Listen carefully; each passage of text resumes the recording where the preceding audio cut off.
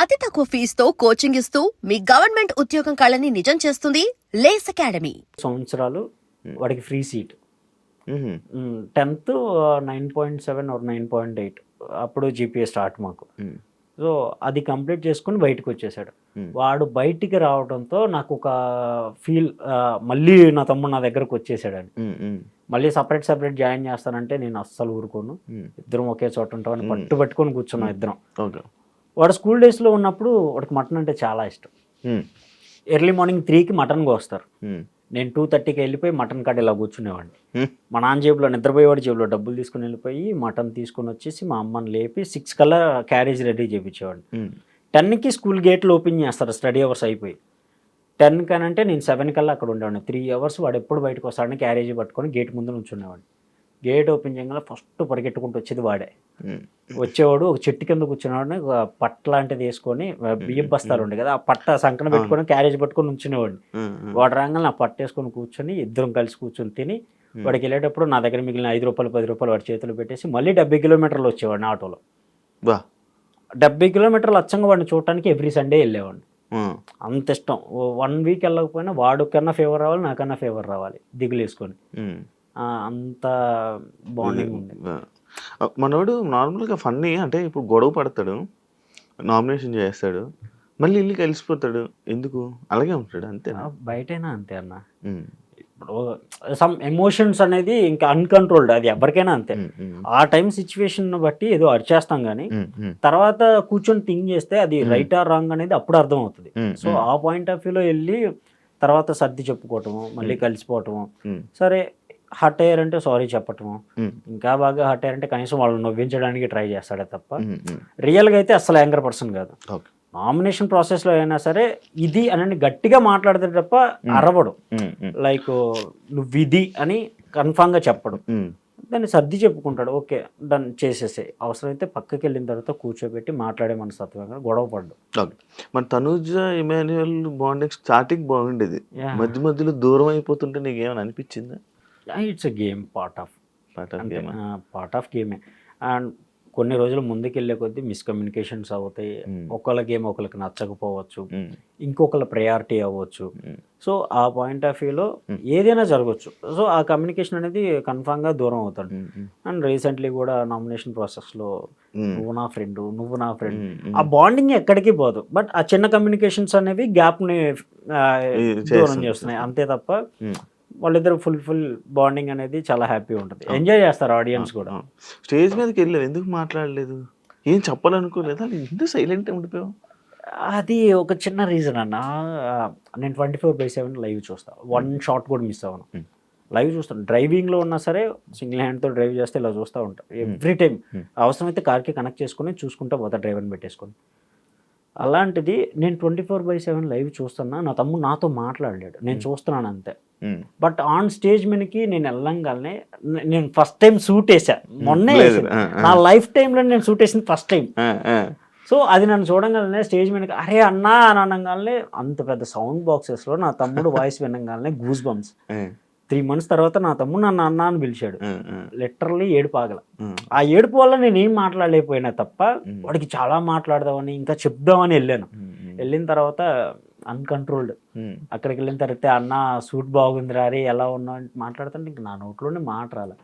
ఇంకా అవినాష్ అన్నే లీడ్ తీసుకొని హ్యాండిల్ చేశాడు. సో చెప్పాల్సింది అవినాష్ అన్న హ్యాపీగా చెప్పేశాడు. నేనేంటంటే అంత పెద్ద స్క్రీన్లో నా తమ్ముడు ఎదురుగా నాకు రిప్లై ఇస్తాడు, నేను దాన్ని ఎంజాయ్ చేస్తా ఆ మైండ్లో ఉండిపోయినా తప్ప స్టక్ అయిపోయాను ఇంకా నా తమ్ముడిని చూసి లిటరలీ. చాలా డేస్ తర్వాత వాడు వాయిస్ విన్నా అన్న ఆ ఫీల్ అంతే. కానీ ఏమైనా చెప్పాలనుకున్నావు కదా, ఏం చెప్పాలనుకున్నావు? నార్మల్గా గేమ్ కరెక్ట్గా ఆడుతున్నాం అంతే.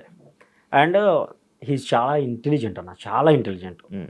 అండ్ సమ్ టైమ్స్ మతి మార్పు, సంథింగ్ ట్యాగ్స్ ఇలాంటివి పడుతున్నాయి. అస్సలు కాదు. వాడు 2-3 years బ్యాక్ జరిగిన సిచ్యువేషన్ని కూడా నోటెడ్గా గుర్తుంచుకుంటాడు. వాడు బ్రెయిన్ కెపాసిటీ నాకు బాగా తెలుసు.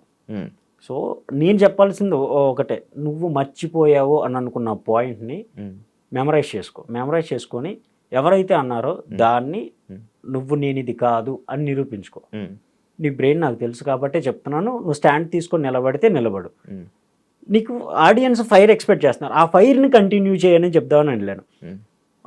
యానిమల్ సినిమా సూపర్ చూపిస్తున్నాం, మధ్యలో ఎందుకని సీతమ్మ ఒకటిలో సిరిమల చెట్టు వస్తుంది, అది కొంచెం ఆడియన్స్ తీసుకోలేకపోతున్నారు, ఫుల్ ఆఫ్ ఎంజాయ్ చేస్తున్నారు, దాన్ని కంటిన్యూ చేయి. నువ్వు వెళ్ళిన పర్పస్ ఒకటే, నువ్వు ఎంటర్టైనర్, నీ ఎంటర్టైన్మెంట్ జనానికి నచ్చాలి.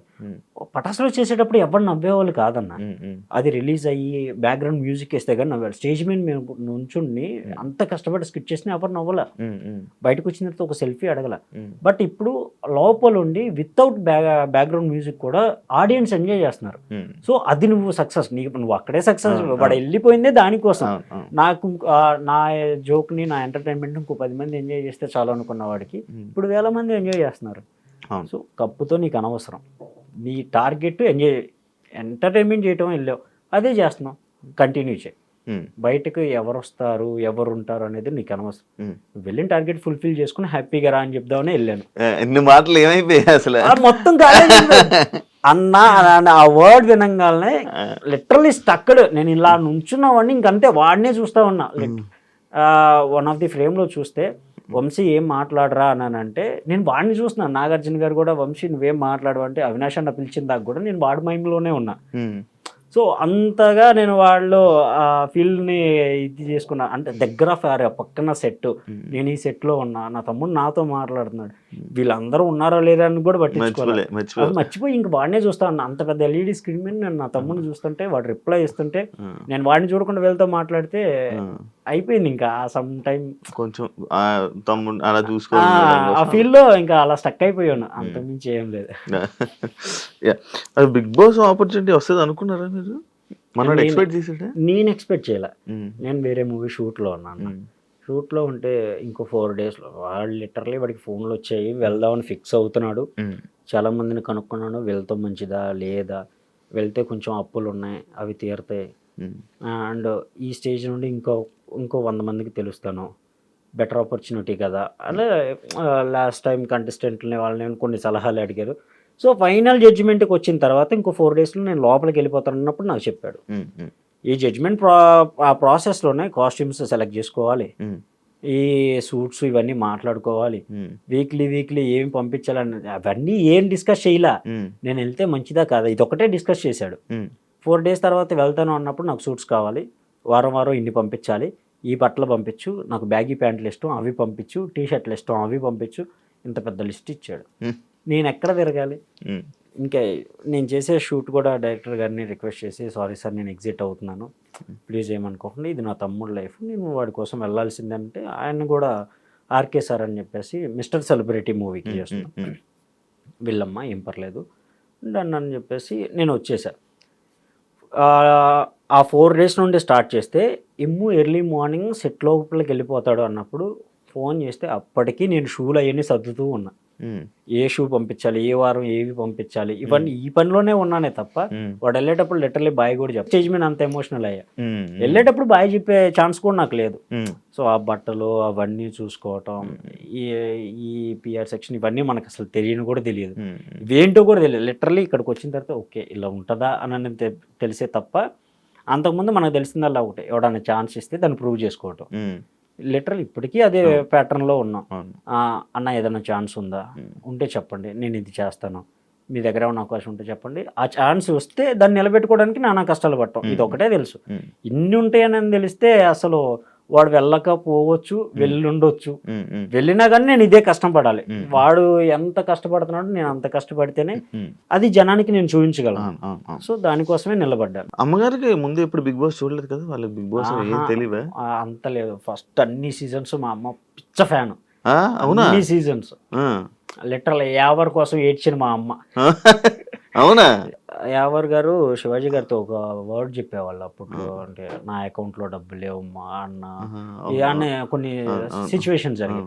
లిటరల్లీ మా అమ్మ మన సిచ్యువేషన్ ఏమో వాడిది, నేను వాడికి సపోర్ట్ చేస్తాను అని. అండ్ అప్పుడులో 2K ర్యాలీ ఇవన్నీ జరిగాయి. అప్పుడు మొత్తం ఫాలో అప్ అయ్యేది మా అమ్మ ఒక్కతే. మా ఇంట్లో కంటిన్యూగా టీవీ షో చూసే 1 and only person మా అమ్మ.